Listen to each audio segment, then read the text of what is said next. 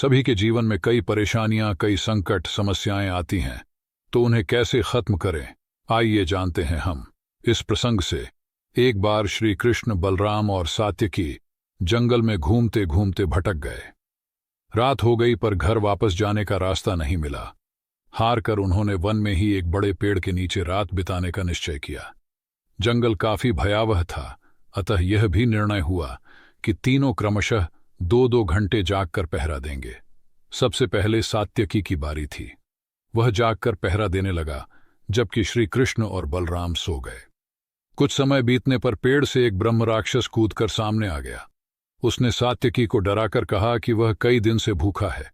आज सौभाग्य से तुम 3 हट्टे कट्टे लोग यहां आ गए हो, अब वह तीनों को खाएगा। सात्यकी को क्रोध आ गया। उसने कहा कि हमें खाने से पहले तुम्हें मुझसे युद्ध करना होगा। राक्षस तैयार हो गया। दोनों में युद्ध होने लगा। सात्यकी ने देखा कि जैसे जैसे समय बीत रहा है, उसकी शक्ति कम हो रही है। दूसरी ओर वह राक्षस शक्ति और आकार में बड़ा होता जा रहा है। लड़ते लड़ते 2 घंटे बीत गए। अब जागने की बारी बलराम की थी। सात्यकी ने बलराम को जगाया और स्वयं सो गया। थोड़ी देर ही बीती थी कि वह राक्षस बलराम के सामने भी आ गया और फिर तीनों को खाने की बात कहने लगा। बलराम भला कहाँ कमजोर पड़ने वाले थे, उन्होंने भी राक्षस से युद्ध प्रारंभ कर दिया। बलराम को लड़ते लड़ते 2 घंटे बीतने लगे। वे थक गए, पर राक्षस की शक्ति कम होने के स्थान पर बढ़ती ही जा रही थी। हारकर उन्होंने श्री कृष्ण को जगाया और स्वयं सो गए। अब राक्षस श्री कृष्ण के सामने आकर भूख मिटाने की बात करने लगा। परिणाम स्वरूप श्री कृष्ण से उसकी कुश्ती चालू हो गई। पर श्री कृष्ण ने लड़ने की एक नई विधि निकाली। उन्होंने इस युद्ध को एक खेल बना लिया।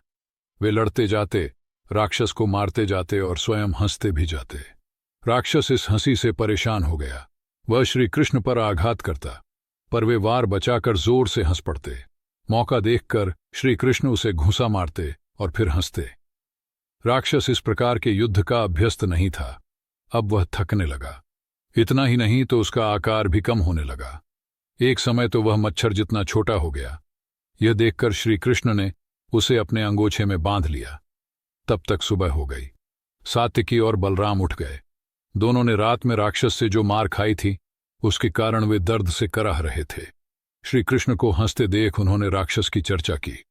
श्री कृष्ण ने अपने अंगोछे में बंधे राक्षस को सामने कर दिया। इस प्रसंग से हमें शिक्षा मिलती है कि किसी भी काम को करते समय संकट तो आते ही हैं। यदि बलराम और सात्यकी की तरह आत्मविश्वास हारे तो वे संकट हम पर हावी हो जाते हैं। लेकिन यदि श्री कृष्ण की तरह हम हंसते हुए उनका सामना करें तो संकट मच्छर की तरह छोटे होकर हमारे काबू में हो जाते हैं।